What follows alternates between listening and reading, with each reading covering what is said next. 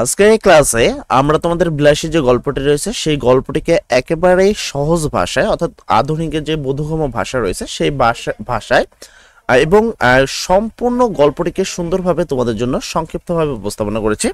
যারা একান্তই তোমার বিলাসী গল্পটি পড়া হয়নি বা কোনো কারণে এটা মিস হয়ে গেছে, কিন্তু পরীক্ষার আগ মুহূর্তে তুমি একদিনের মধ্যে চাচ্ছ যে আজকের মধ্যে পুরো গল্পটিকে একবারে মূল বিষয়গুলো যেন সব গল্পের মধ্যে থাকে, এই সকল বিষয়গুলোকে মাথায় রেখে পড়তে, তাদের জন্য মনে করি আজকের এই ক্লাসটি যথেষ্ট। কারণ আজকের এই ক্লাসে পাবো বিলাসী গল্পের সম্পূর্ণ প্রশ্নটা একবারে না পড়েও কিভাবে মনে রাখবা, অর্থাৎ আমাদের ছোট্ট গল্পের সাহায্যে তুমি ইজিলি মনে রাখতে পারবা।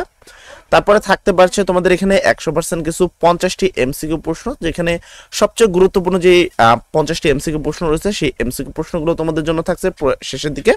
তো চলো আমরা বিলাসী গল্পটি খুব সংক্ষিপ্তভাবে এবং ছোটভাবে গল্পটি পড়বো। আশা করি তোমরা গল্পটি জানো, কিন্তু গল্পটিকে আমরা সহজ ভাষায়, অর্থাৎ দেখো বাংলার মধ্যে সবচেয়ে বড় সমস্যা হলো গল্পগুলো লেখা থাকে তোমাদের কি বইয়ের ভাষায়, যেটা বুঝতে আমাদের কিন্তু অনেক সমস্যা হয়। বাট আমি যেভাবে তোমাদের কাছে উপস্থাপনা করব আশা করি তোমাদের কোনো প্রবলেম হবে না। দেখো, প্রথমে যদি আমি বিষয়টা নিয়ে কথা বলি, সেটা হলো বিলাসী গল্পের মূল বিষয়বস্তুগুলোকে আমি উপস্থাপন, পুরো গল্পটাকে সংক্ষিপ্তভাবে উপস্থাপন করা। প্রথমে আমরা দেখতে পারি গ্রামের কিছু ছেলে, গ্রামে আমরা এখানে টেক্সটটা দিয়ে রাখি যেন অন্য জায়গায় একটা না পড়ে।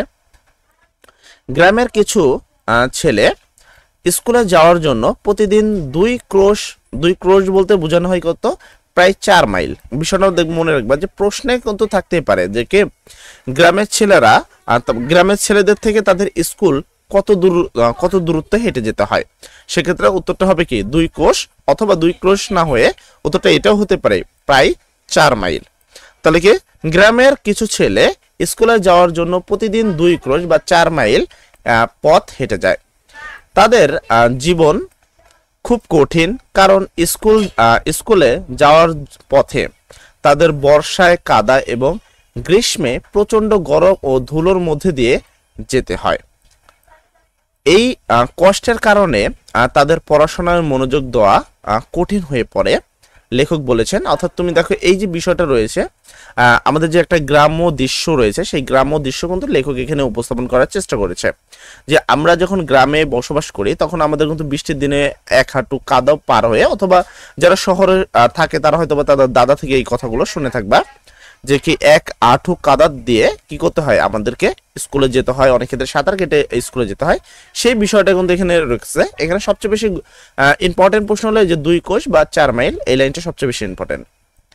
এই ছেলেরা বড় হয়ে হয় গ্রামেই থাকে, নয়তো জীবিকার তাগিদে অন্যত্র চলে যায়। অর্থাৎ এই যে আমাদের গ্রামের যে ছেলেপিলেগুলো, আমরা গ্রামে যারা বড় হয় তারা হয়তো বা গ্রামে কৃষিকাজ বা গ্রামেই থাকে, টুকটাক কোনো কাজ করে বা কৃষিকাজ করে, অথবা জীবিকা অর্থাৎ নিজের চাকরির জন্য সে কি সেই তাগিদে অন্য জায়গায় যায়। যেমন ধরো তোমার ঢাকা যেতে পারে, অন্য যে কোনো একটা জায়গায় কি তারা চাকরির জন্য যায়। কিন্তু তাদের এই কষ্টকর শিক্ষা জীবনের অভিজ্ঞতা তাদের জীবনে গভীর প্রভাব ফেলে।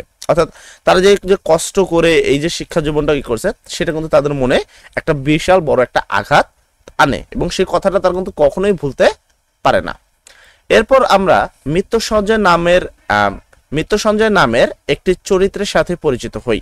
আমরা কিন্তু গল্পের মধ্যে দেখি যে এরপর কি লেখক মৃত্যু সঞ্জয় নামে একজন লোক রয়েছে যার সাথে আমাদেরকে কি পরিচয় করে দেয়।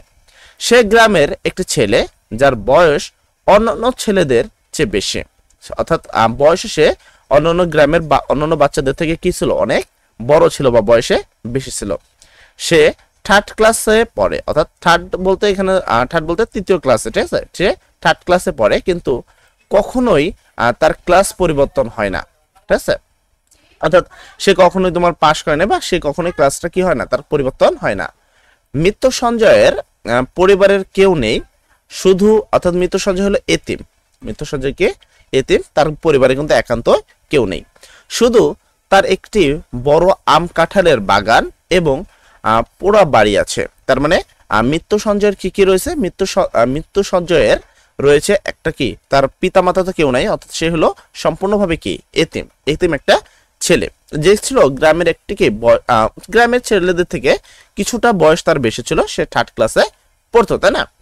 এবং তার সম্পত্তি বলতে ছিল হলো একটা বড় আম কাঁঠালের বাগান আর একটি পোড়া বাড়ি, এটা হলো তার কি সম্পত্তি। তার এক খুড়া আছেন, তার একটা কি আছে, খুড়া আছেন, যিনি মৃত্যু সঞ্জয়ের সম্পর্কে নানা রকমের খারাপ কথা ছড়ান। তার একটা কি আছে, তার একটা খুড়া। খুড়ো বলতে বোঝানো হয় যে দাদা কোয়ালিটির একটা লোক বা মুরব্বী কোয়ালিটির একটা লোককে বোঝানো হয়।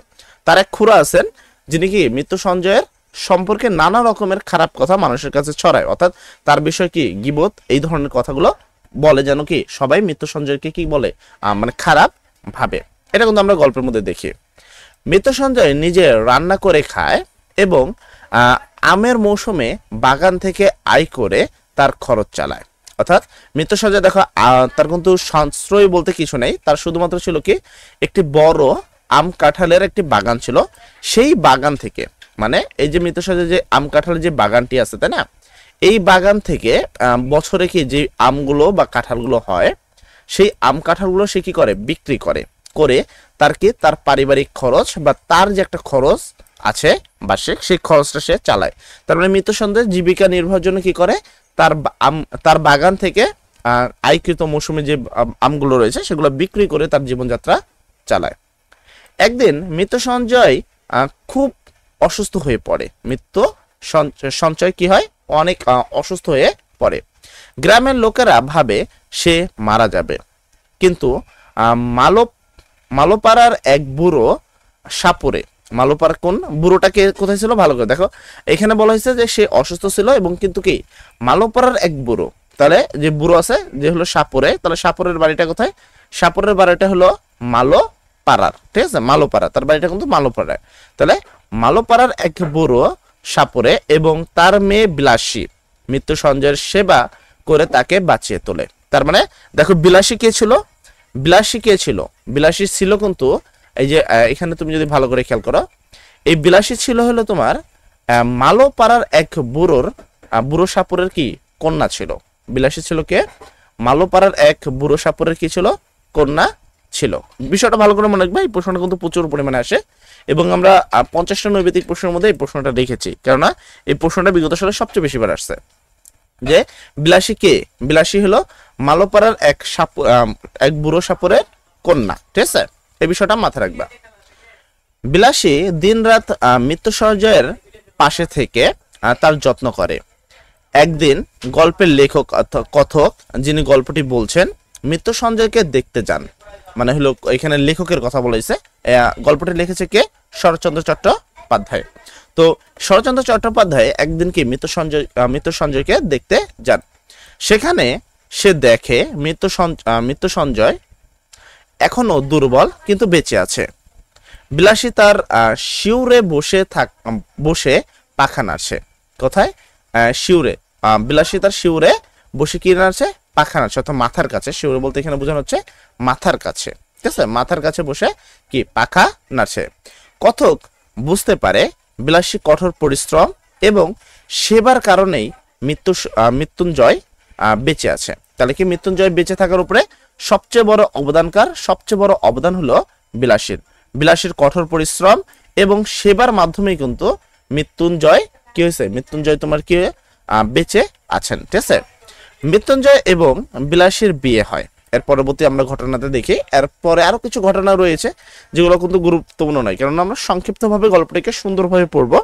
তো এখানে বলা হয়েছে কি মৃত্যুঞ্জয় এক সময় দেখা যায় যে যখন সে সুস্থ হয়ে যায়, সেখানে আরো সিম্পল কিছু ঘটনা ঘটে। তারপরে এক সময় আমরা দেখতে পারি যে মৃত্যুঞ্জয় এবং কি বিলাসীর বিয়ে হয়। মৃত্যুঞ্জয় এবং বিলাসী বিয়ে নিয়ে গ্রামের লোকেরা খুব রাগান্বিত। তাহলে গ্রামের লোকেরা কেন রাগান্বিত, গ্রামের লোকেরা রাগান্বিত ছিল বিলাসীর বিয়ে অথবা মৃত্যুঞ্জয় এবং বিলাসীর বিয়ে নিয়ে, ঠিক আছে। গ্রামের লোকেরা রাগান্বিত এই জন্য হয়েছিল, কিসের জন্য, এই বিষয়টা মনে রাখবে, এটা কিন্তু একটা বিশাল বড় প্রশ্নটা প্রচুর পরিমাণে আসে। গ্রামের লোকেরা খুব রাগান্বিত কেন, কারণ হলো মৃত্যুঞ্জয় এবং বিলাসীর বিয়ে নিয়ে। খুড়ো বলতে ওই যে তোমার খুড়ো বলতে বোঝানো হয়েছে এই যে আমাদের যেই মৃত্যুঞ্জয় রয়েছে তার যেই খুড়ো আছে সেই খুড়োর কথা বলছে, যে হলো মৃত্যুঞ্জয়ের নামে সবসময় কি খারাপ কথা ছড়ায়। খুড়ো এবং গ্রামের কিছু লোক মিলে বিলাসীকে গ্রাম থেকে বের করে দেওয়ার সিদ্ধান্ত নেয়। তাহলে কি খুড়ো এবং গ্রামের কিছু লোক মিলে বিলাসীকে গ্রাম থেকে বের করে দেওয়ার সিদ্ধান্ত নেয়। তারা বিলাসীকে জোর করে ধরে ফেলে। কেউ তার চুল টানে, কেউ কান ধরে, কেউ হাত ধরে। বিলাসী প্রথমে চিৎকার করে কিন্তু পরে চুপ হয়ে যায়। সে অনুরোধ করে যে তাকে একটু সময় দেওয়া হোক। মানে যখন তোমাদের কি মুরব্বীরা অর্থাৎ যে তোমার খুড়োবুড়া এবং গ্রামের বাকি কিছু মুরব্বীরা মিলে বিলাসীকে কি গ্রাম থেকে তাড়াতে চায়, তখন কিন্তু বিলাসীকে জোর করে এখানে দেখো, এখানে কিন্তু ক্লিয়ারলি বলা হয়েছে যে তাকে চুল টানা হয়, তারপর কেউ কান ধরে, আবার কেউ হাত ধরে, ধরে বিলাসীকে কি গ্রাম থেকে তাড়িয়ে দেওয়ার চেষ্টা করে। সেই ক্ষেত্রে বিলাসী প্রথমে চিৎকার করে কিন্তু পরবর্তীতে বুঝতে পারছে যে চিৎকার করে আমার কোনো লাভ নাই। তাই পরবর্তীতে সে বিলাসী কি হয়ে যায়, চুপ হয়ে যায়। বিলাসী একান্ত চুপ হয়ে যায় যে এদের সাথে চিৎকার করে আমার কোনো লাভ হয় না, কারণ গ্রামের এরা মুরব্বী। সেক্ষেত্রে আমাকে কি করতে হবে, চুপ করে থাকতে হবে। এবং সে চুপ করে সেই মুরব্বীগুলো বা খুড়ো এবং গ্রামের কিছু লোকের কাছে অনুরোধ করে যে তাকে একটু সময় দেওয়া হোক।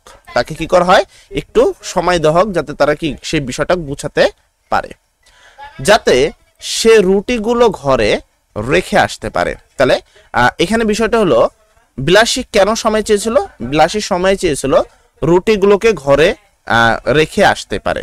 রুটিগুলোকে কোথায়, ঘরে রেখে আসতে পারে না, নইলে মৃত্যুঞ্জয় সারা রাত খেতে পারবে না। কিন্তু কেউ তার কথা শোনেনি।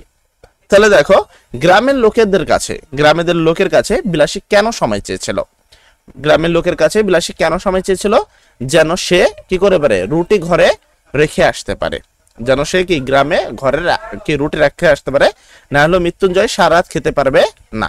কিন্তু গ্রামের লোক তার কোনো কথাই শোনেনি।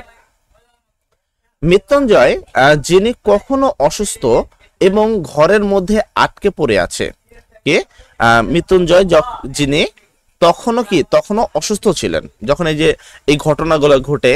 খুড়ো এবং গ্রামের বাকিরা মিলে তোমার কি করে, তোমার হলো বিলাসীকে তাড়িয়ে দিতে চায় গ্রাম থেকে, এবং তাকে কান ধরে হাত ধরে সবাই তাড়িয়ে দিতে চায়, তাকে কোনো সময় দিতে চায় না। সেই সময়টাতেও কিন্তু মৃত্যুঞ্জয় তোমার কি রয়েছে, তিনি কিন্তু অসুস্থ ছিলেন এবং ঘরে আটকে পড়েছে আছে। সে পাগলের মতো মাথা টোকে এবং মানে কোটে, এবং এখানে টোকে বলতেই ভালো হয়, সে পাগলের মতো মাথা কোটে এবং দরজায় লাথি মারে। মানে যেহেতু সে আটকে ছিল, তো সেক্ষেত্রে তো সে আসতে পারছে না, যেহেতু তোমার কি এখানে বিলাসীকে সবাই তাড়িয়ে দিচ্ছে, তো মৃত্যুঞ্জয় কিন্তু এই জিনিসটা মানতে পারছিল না। তাই সে প্রতিবাদ করার জন্য সেই ঘর থেকে বের হতে চায়। কিন্তু সে কি করতেছিল, যেহেতু সে ঘরে আটকা ছিল বা ঘরে বন্দি অবস্থায় ছিল, সেই কারণে সে ঘর থেকে বের হতে পারছিল না। তাই সে কি করছিল, দরজায় লাথি মারে, সে গালিগালাজ করে, কিন্তু কেউ তার কথায় কান দেয় না।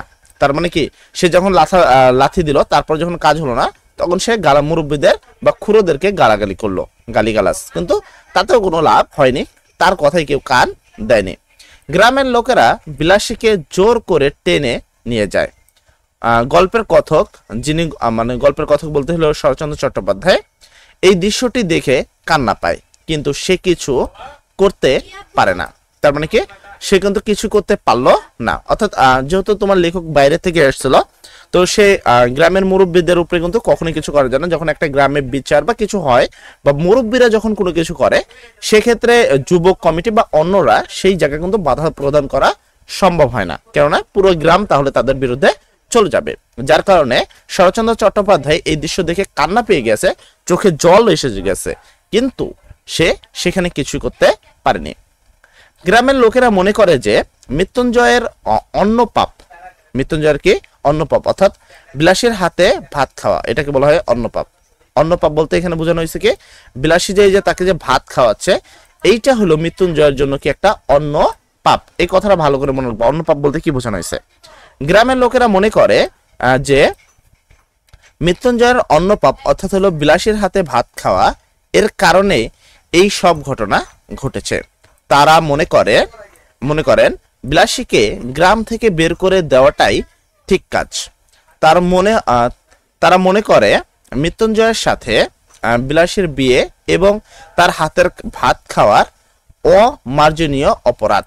অর্থাৎ এইখানে মৃত্যুঞ্জয় তোমার কি, বিলাসী হলো তোমার একটা সাপরের তোমরা এখানে দেখলা যে মালাপাড়ার, এখানে কিন্তু ক্লিয়ারলি বলা হয়েছিল, আমি যেখানে তোমাকে ক্লিয়ারলি বললাম যে মালোপাড়ার এক বুড়ো সাপুরের কন্যা হলো কিন্তু বিলাসী। তো এই সাপুরের হাতে তোমার খাবার খাওয়া বা তার সাথে বিয়ে হওয়া, বা তার হাতের খাবার খাওয়া অমার্জনীয় অপরাধ। মানে এটা হলো ছোট জাতের মানুষদের, এই ধরনের বড় জাতের মানুষদের কি কোনো খাবার দেওয়া অমার্জনীয় অপরাধ, মানে যেই অপরাধকে কি করা যাবে না, মানে কোনোভাবে ক্ষমা করা যাবে না, এমন একটা অপরাধ কে করেছে? বিলাসী করে ফেলেছে। গল্পের কথক অর্থাৎ শরৎচন্দ্র চট্টোপাধ্যায় একদিন তিনি মালোপাড়ার দিকে যাচ্ছিলেন। তখন হঠাৎ দেখেন মৃত্যুঞ্জয় একটি কুটি ঘরের দরজায় বসে আছে। তার মানে এখানে কার কথা? লেখক যে রয়েছে সে মালোপাড়ার দিকে যাচ্ছিল, তখন সে দেখতে পারে যে মৃত্যুঞ্জয় যে রয়েছে সে একটি কুটি ঘরে, মানে ছোট ঘর, কুটির ঘর বলতে ছোট ঘর বোঝানো হয়, কুটির ঘরে দরজায় বসে আছে। মৃত্যুঞ্জয় এখন পুরোপুরি সাপুরে হয়ে গেছে। মানে যখন তাকে তাড়িয়ে দেওয়া হয়েছিল যে তোমার বিলাসীকে, তখন সেইখান থেকে কিন্তু মৃত্যুঞ্জয় একসময় কি সেখান থেকে চলে আসে, এবং চলে আসার পরে বিলাসীদের সাথে কি হয় থাকে, এবং সেই গায়েতেই বা মালোপাড়ায় গ্রামে কিন্তু বসবাস করে। যার ফলে মৃত্যুঞ্জয় অনেকদিন ধরে এই কাজটা করার ফলে মৃত্যুঞ্জয়ের কি হয়? পুরোপুরি সাপুরে হয়ে গেছে, যেটা লেখক একদিন মালোপাড়া যাওয়ার সময় এই বিষয়টা লক্ষ্য করে। তাহলে মৃত্যুঞ্জয় এখন পুরোপুরি কি হয়ে গেছে? সাপুরে হয়ে গেছে। তার মাথা গেরুয়া পাগড়ি, বড় দাড়ি, চুল, গলায় রুদ্রাক্ষ ও পূর্তির মালা, অর্থাৎ একটা সাপুরে যে জিনিসগুলো বা সাপুরেদের যে গহনাগুলো থাকে সেই জিনিসগুলো কিন্তু পড়েছে। তাহলে তার মাথায় কি সাপুরেদের কিন্তু এই জিনিসগুলোই থাকে, ঠিক আছে। কথক আশ্চর্য হলেন যে মৃত্যুঞ্জয়, যিনি কায়স্থ পরিবারের ছেলে ছিলেন, কায়স্থ বলতে হলো বড় পরিবারের একজন সদস্য ছিলেন, ঠিক আছে। আর কায়স্থ পরিবারের নিয়ম ছিল যে কি সাপুরে বা ছোট জাতের মানুষের সাথে থাকা যাবে না, বসবাস করা যাবে না, বা তাদের হাতে কোনো খাবার খাওয়া যাবে না, তাদের থেকে কিছু নেওয়া যাবে না। তাই লেখক একটু আশ্চর্য হলো যে মৃত্যুঞ্জয় যে হলো কায়স্থ পরিবারের ছেলে ছিলেন, তিনি কিভাবে এত দ্রুত তার পূর্বপুরুষের জাত ত্যাগ করে সাপুরে হয়ে গেলেন। এই বিষয়টা নিয়ে কি মৃত্যুঞ্জয় কি ছিল, মানে তোমার লেখক কিন্তু কি ছিল? আশ্চর্য হয়ে গেল। এখানে বিষয়টা মাথায় রাখবা, এখানে মৃত্যুঞ্জয়ের পরিবারের সম্পর্কে একটা ডিটেইলস দেওয়া রয়েছে। মৃত্যুঞ্জয় কোন পরিবারের ছিল? কায়স্থ পরিবারের ছেলে ছিল। এই বিষয়টা কিন্তু প্রশ্নে প্রচুর পরিমাণে আসবে, এই জিনিসটা মাথায় রাখবা যে কি মৃত্যুঞ্জয় ছিল হলো কায়স্থ পরিবারের একটি ছেলে ছিল। যেহেতু সে কায়স্থ পরিবার ছিল, সে সাপুরে হওয়ার বিষয়টা নিয়ে পূর্বপুরুষের যে জাত রয়েছে সে ত্যাগ করেছে এবং সাপুরে হয়ে গেছেন, এই বিষয়টা কি লেখক বা কথক বিষয়টি আশ্চর্য হয়ে গেছে বা মানতে পারেনি এরকম কিছু। কথক মৃত্যুঞ্জয়ের সাথে দেখা করেন এবং মৃত্যুঞ্জয় তাকে সম্মান দেখায়। অর্থাৎ কথক যখন এই বিষয়টা দেখতে বলো, যখন তিনি আশ্চর্য হয়ে গেল, তখন সে কি করলো? সে যা তাদের সাথে দেখা করে এবং মৃত্যুঞ্জয়ের সাথে কি করে? মৃত্যুঞ্জয় সেই লেখককে সম্মান করে বা কথককে, মানে শরৎচন্দ্র চট্টোপাধ্যায়কে কি করে? সম্মান করে। বিলাসী পুকুর থেকে জল আনতে গিয়েছিল তখন, মানে যখন এই যে কথক, যখন এই কথক মৃত্যুঞ্জয়ের সাথে দেখা করে, তখন বিলাসী কিন্তু সেখানে উপস্থিত ছিল না। তখন সে কোথায় গেছিল? তখন সে জল আনতে গিয়েছিল। সে ফিরে এসে কথককে দেখে খুব খুশি হয়। অর্থাৎ বিলাসী যখন ফিরে আসে সেই জল আনে, তো জল আনার পরে যখন সে ফেরত আসে তখন কি সে খুব খুশি হয় লেখককে দেখে বা কথককে দেখে। বিলাসী বলে, তুমি না থাকলে সেই রাতে তারা আমাকে মেরে ফেলতো। অর্থাৎ এখানে বিষয়টা দেখো, এই বিলাসী যে রাত্রে ওই যে গ্রাম থেকে তাড়িয়ে দিয়েছে, ওই সময় কার কারণে বা কার সাহায্যে নিয়ে তোমার বিলাসী বাঁচতে পেরেছিল? সেটা কিন্তু কথকের সাহায্য নিয়ে বিলাসী বাঁচতে পেরেছিল। আমার জন্য তুমি কত মার খেয়েছো। অর্থাৎ এখানে কিন্তু লেখক নিজে বা কথক নিজেও কিন্তু কি খেয়েছে? মার খেয়েছে। কার জন্য? বিলাসীকে ছাড়াতে গিয়ে। কথক জানতে পারেন যে মৃত্যুঞ্জয় এবং বিলাসী এখন সুখে আছে এবং সাপ ধরার কাজ করে। অর্থাৎ তাদের বর্তমান পারিবারিক যে জীবনটা সেটা অনেক সুখে শান্তিতে এবং তারা বসবাস করছে। কথকের ছেলেবেলা থেকে দুটি শখ ছিল। এখানে বলা হয়েছে কি গোখরা সাপ ধরে পোষা এবং মন্ত্র সিদ্ধ হওয়া। কি এখানে বলা হয়েছে গোখরা সাপ ধরে পোষা, এটা কার শখ ছিল? এই শখটা ছিল কথকের। কথকের ছোটবেলা থেকেই দুটো শখ ছিল, একটা হলো তোমার কি গোখরা সাপ ধরা, পোষ মানানো এবং মন্ত্র সিদ্ধ হওয়া। এই দুটো কার? কথকের একটা শখ, দুইটা শখ। তিনি মৃত্যুঞ্জয়কে তার গুরু হিসাবে পেয়ে আনন্দিত হন। মৃত্যুঞ্জয় তাকে সাপ ধরার মন্ত্র এবং হিসাব শেখায় এবং কবিরাজিতে ওষুধ সমেত মাদুলি বেঁধে দেয়। কথক সাপ ধরার কাজে দক্ষ হয়ে ওঠেন এবং চারিদিকে তার নাম ছড়িয়ে পড়ে। সবাই তাকে গুণী লোক বলে মনে করেন। অর্থাৎ এইখানে কথক যখন মৃত্যুঞ্জয়ের সাথে তোমার যুক্ত হয়েছে এবং কথক কিন্তু অনেক ট্যালেন্টেড বা অনেক কিন্তু মেধাবী ছিল, তাই না? তার ফলে অল্প সময়ের মধ্যে কথক কিন্তু সাপ ধরার কাজটা করতে পেরেছে এবং সেইখানে সে কি অনেক গুণের অধিকারী হয়ে গেছে এবং গ্রামবাসীরা সবাই তাকে কি অনেক মানে সম্মান করেছে এবং গুণী লোক বলে আখ্যায়িত করেছে। তাহলে গ্রামবাসীরা কাকে গুণী লোক বলে আখ্যায়িত করেছে? সেক্ষেত্রে উত্তরটা হবে এলো কথক। বিষয়টা মনে রাখবা, গ্রামবাসীরা কাকে গুণী লোক বলে আখ্যায়িত করেছে? কথককে। একদিন মৃত্যুঞ্জয় বিলাসী এবং কথক গল্পের বর্ণনাকারী, অর্থাৎ হলো এখানে মৃত্যুঞ্জয়, বিলাসী এবং কথক মানে তিনজন এই গোয়ালাদের বাড়িতে সাপ ধরতে যায়। গোয়ালা বলতে যারা গরু পালে তাদেরকে বোঝানো হয়েছে। এক গোয়ালার বাড়িতে কি সাপ ধরতে যায়। সেখানে তারা একটি গর্ত খুঁড়ে সাপের চিহ্ন পায়। বিলাসী সতর্ক করে যে সাপ একটি নয়, এক জোড়া হতে পারে। তাহলে এখানে বিলাসী সতর্ক করে যে সাপ একটা নয়, এক জোড়া হতে পারে। মৃত্যুঞ্জয় একটি বড় খোবরা সাপ ধরে ফেলে, কিন্তু এখানে গোখরা সাপ ধরে ফেলে, কিন্তু সাপটি তাকে কামড়ায়। মৃত্যুঞ্জয় হাত থেকে রক্ত পড়তে থাকে। বিলাসী তাড়াতাড়ি তার হাত বেঁধে দেয় এবং বিভিন্ন ওষুধ ও মন্ত্র ব্যবহার করে তাকে বাঁচানোর চেষ্টা করে, কিন্তু কিছুই কাজ করে না। মৃত্যুঞ্জয়ের মারা যায়। এইভাবে কিন্তু ঘটনা থেকে মৃত্যুঞ্জয় যে রয়েছে মারা যায়। সে কিসের মারা যায়? সে কিন্তু মারা যায় হলো সাপের কামড় খেয়ে। সাপটার নাম ছিল কি? সাপটার নাম ছিল হলো গোখরো সাপের কামড় খেয়ে কি মৃত্যুঞ্জয় মারা যায়। ভালো করে বিষয়টা মনে রাখবা যে একটি বড় গোখরো সাপের কামড় খেয়ে মৃত্যুঞ্জয় মারা যায়। এবং বিলাসী তার স্বামীর মৃত্যু সহ্য করতে পারে না এবং আত্মহত্যা করে। তার মানে বিলাসীর মৃত্যু হয় আত্মহত্যার কারণে। বিলাসীর মৃত্যু হয় কিসের কারণে? বিলাসীর মৃত্যু হয় আত্মহত্যার কারণে। গ্রামের লোকেরা এই ঘটনাকে অন্য পাপ, অর্থাৎ মৃত্যুঞ্জয়ের অন্যায় কাজের ফল বলে মনে করেন এবং বিলাসী আত্মহত্যাকে নিন্দা করে। তো এইটা হলো মেন যে ঘটনা, সেই ঘটনাটি আমরা তোমার কাছে উপস্থাপনা করলাম। এছাড়াও এখনো আমাদের কাছে তোমাদের জন্য অনেক কিছু রয়েছে, যেমন বিলাসী গল্পের মূল ভাব রয়েছে, তাই না? তারপরে আমাদের বিলাসী যে গল্পটি, সেই গল্পের জন্য 50টি এমসিকিউ গুরুত্ব প্রশ্ন তোমাদের জন্য রয়েছে। এই ক্লাসটা আমরা দিব হলো তোমাদের যে মেন পরীক্ষাটা, অর্থাৎ 26 তারিখে তোমাদের পরীক্ষা হলে 25 তারিখ রাত্রে আমাদের এই ক্লাসে লাইভ ক্লাস তুমি পেয়ে যাবা, সকল গল্প সাথে যে এমসিকিউ গুলো তোমাদের জন্য রেডি করেছি সেই এমসিকিউটা। যাই হোক, সেই ক্লাসগুলো পাওয়ার জন্য বা আমাদের অন্যান্য ভিডিও দেখার জন্য অবশ্যই চ্যানেলটি সাবস্ক্রাইব করে রাখবা। পাশাপাশি আমার সাথে সবার সাথে থাকবা। সবাই ভালো থাকবা। তোমাদের সবার পরীক্ষার জন্য অনেক সুন্দর হয়। আসসালামু আলাইকুম।